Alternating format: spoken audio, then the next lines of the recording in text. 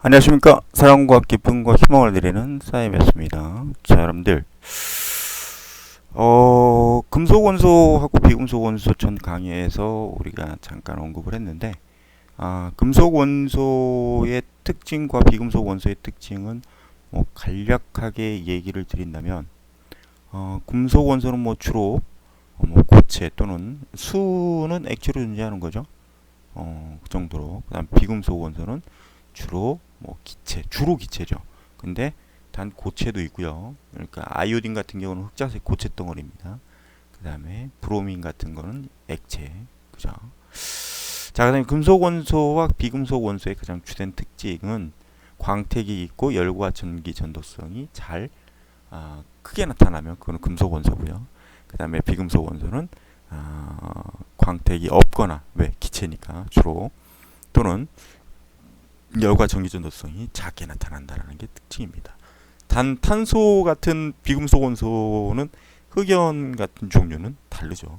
그죠? 그래서 그 정도는 좀 알고 가시면 될 것 같고, 자 이제 이번 영상에서는 알칼리 금속을 주로 다룰 겁니다. 아시겠죠?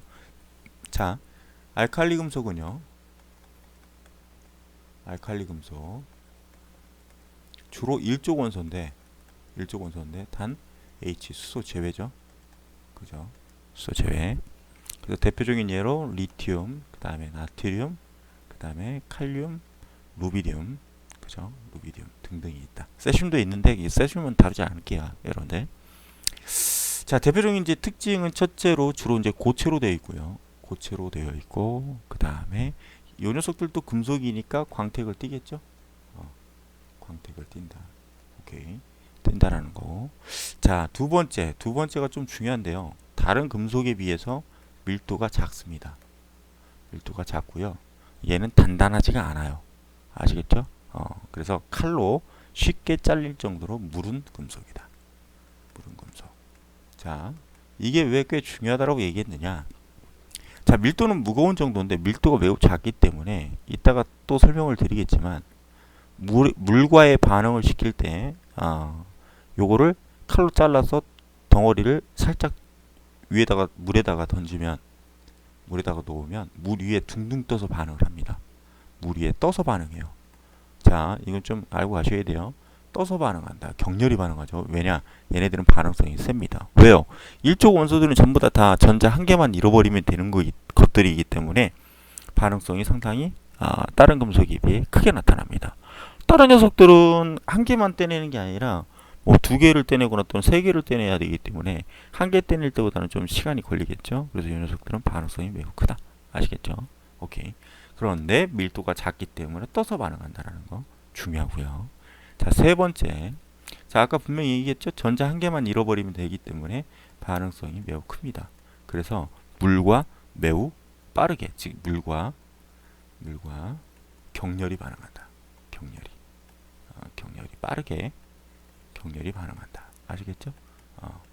그러면 물과의 반응에 대한 반응식을 좀 정리를 할게요.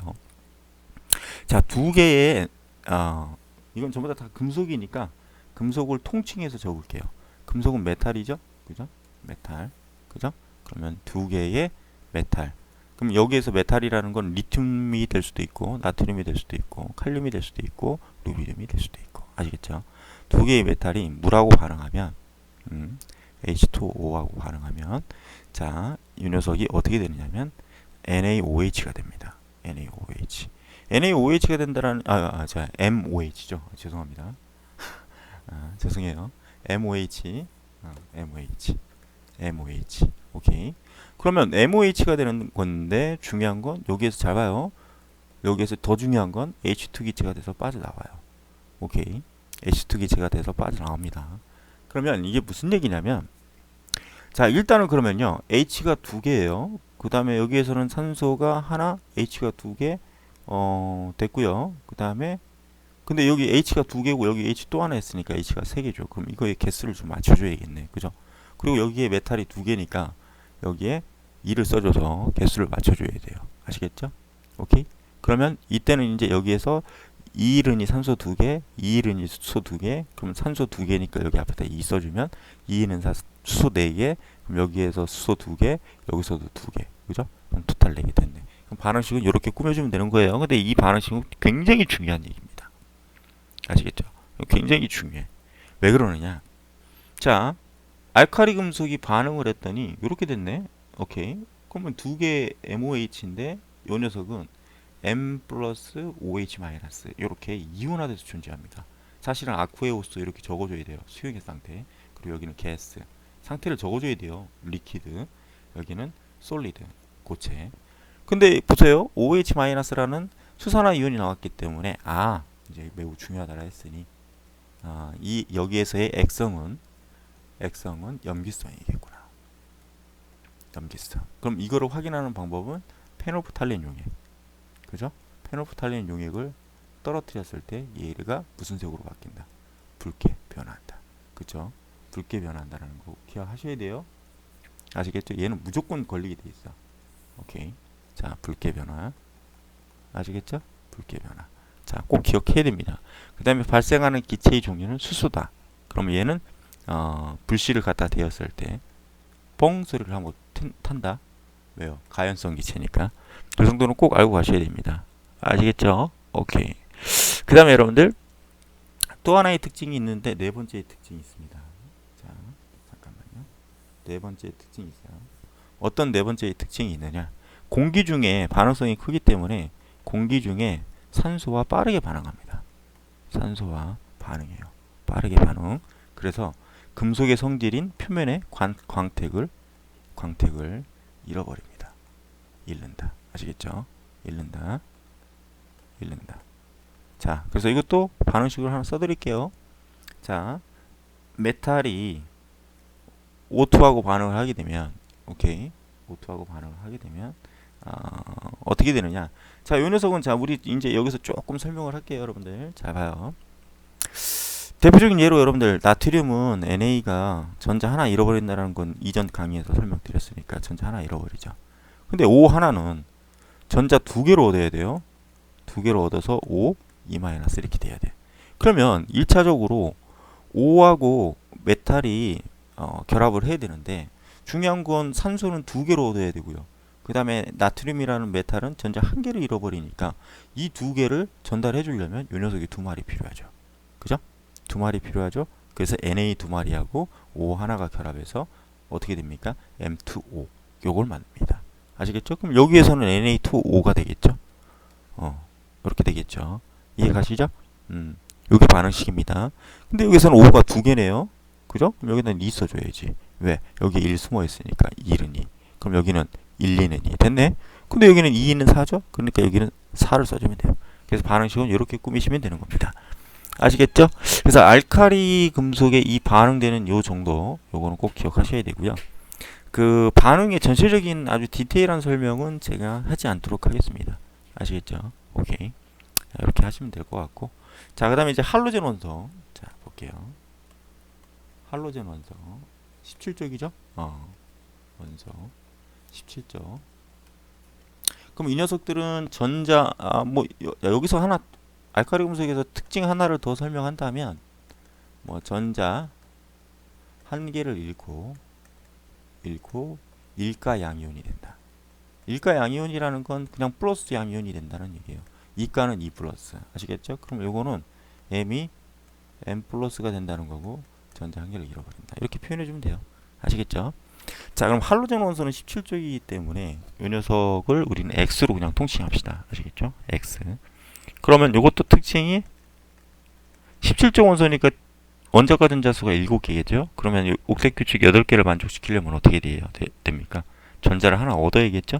그러니까 뭐예요? 일단 X가 전자 하나 얻고 X 마이너스, 즉 일가 음이온이 된다. 일가 음이온이 된다. 이 정도는 아시고 하셔야 되고, 아시겠죠? 그 다음에 이제 첫 번째 특징, 원자 두 개가, 자 보세요. 원자 두 개가 공유결합을 통해서, 공유결합은 조금 뒤에 가면 설명할 건데요. 공유결합을 통해서 안정한 이원자 분자를 만든다. 아시겠죠? 이원자 분자. 자, 이건 좀 설명할게요. 아시겠죠? 자, 일단은 우리가 쿤트의 전자점 표시법이라는 게 여러분들 내년에 가면 배울 건데, 최외곽 전자수, 즉 원자과 전자수만 표시해 주는 게 전자점 표시법입니다. 아시겠죠? 그래서 대표적인 예로 CL 하나 할게요. CL은 17조 원소니 CL 하나가 갖고 있는 최외곽 전자수는 7개일 거예요. 근데 얘는 8개가 돼야 안정하니 얘는 지금 현재 1개가 부족하죠. 그러니까 또 다른 CL 하나가 보세요. 또 다른 CL 하나가 색깔을 달리 할게요. 자, 얘도 그럼 7개겠죠? 얘도 7개일 거예요. 이렇게. 그죠?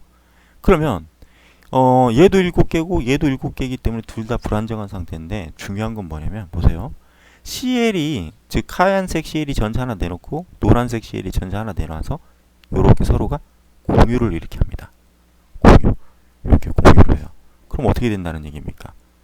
여기도 8개가 되겠죠? 그럼 여기도 8개가 되겠죠? 그래서 뭐예요?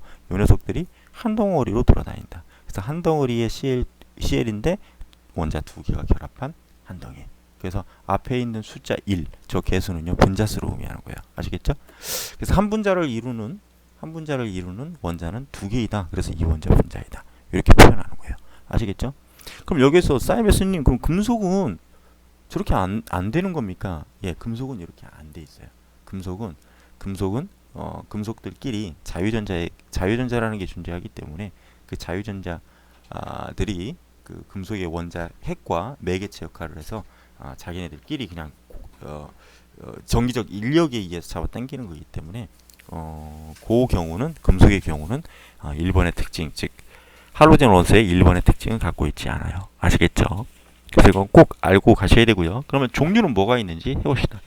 플로린이 있고 F2, 그 다음에 Cl2 염소, 그 다음에 브로민2, Br2, I2, 아이오딘. 이 정도로만 정리하시면 될 것 같고, 그 다음에 우리가 이거 두 번째 특징은요, 얘네들의 색깔은 좀 알고 가셔야 될 필요성이 있습니다. 그래서 옅은 노란색,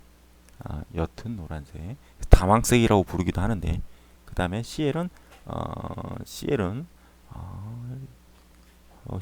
황록색인데 여기로 그냥 요 교재는 노란색으로 쳤네요. 여러분들 혹시 학교 선생님들이 황록색이라고 부를 수도 있어요. 그러니까 황록색으로도 표현할 수 있다라는 거죠. 그 다음에 브로민은 젓갈색. 그 다음에 얘는 흑자색. 그래서 혹시 이런 걸 물어볼 수 있습니다. 얘가 9번이고요, 17번이고요. 이렇게 쭉쭉 가서 보세요. 원자 번호가 증가할수록, 이건 좀 언급해드리고 갈게요. 원자 번호가 증가할수록 색은 진해진다. 아시겠죠? 요거 정도까지는 좀 알고 가시는 게 좋습니다. 아시겠죠? 그 다음에 세 번째 특징은 요 녀석들도 전자를 하나만 얻으면 되기 때문에, 오케이, 하나만 얻으면 되기 때문에 반응성이 매우 크죠. 반응성이 매우 크다. 자, 근데 얘네들은 공통점이긴 하지만 알카리 금속과 반응성이 크다라는 언어적 표현으로는 공통점이긴 하지만 반드시 같은 표현은 아닙니다. 절대. 아시겠죠? 알카리 금속은 전자를 잃어버리는 반응에서 반응성이 큰 거고, 할로젠 원소는 전자를 얻는 것에서 반응성이 큰 거예요. 아시겠죠? 오케이. 자, 반응성이 매우 크고요. 그래서 금속 또는 수소와 매우 빠르게 반응한다.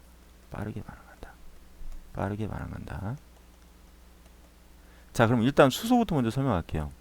자, 수소는 원자 번호가 1번이기 때문에 전자수가 하나예요. 오케이.